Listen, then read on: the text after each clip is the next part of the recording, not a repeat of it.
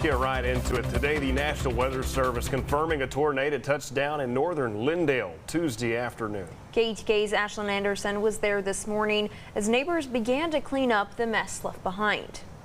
The National Weather Service spent a lot of time here on Smith County Road 4106 in the northern Lindale area, confirming a tornado did touch down in this neighborhood. Early this morning, you could hear the chainsaws going, including Sam Turner. He began the long process of cutting his tree that is more than 100 years old into pieces.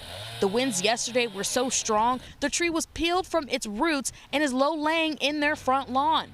He tells me it's impressive how quickly the storm came through and left, and the damage it caused in so little time. One thing I think about is a lot of the trees were laid this way, but then a lot of the structures blew this way, and so it makes me think that there might have been some rotation in there. We've also seen other houses in the area with extensive damage. Most of it's now temporarily patched up. Homeowners tell me they had contractors out here since yesterday, beginning the recovery process. I asked Mr. Turner if today's strong winds would be a problem as he continues to saw down his tree, and he says it should not slow down the process, especially when his neighbors continue to offer their help. For the East Texas Storm Team, I'm Ashlyn Anderson.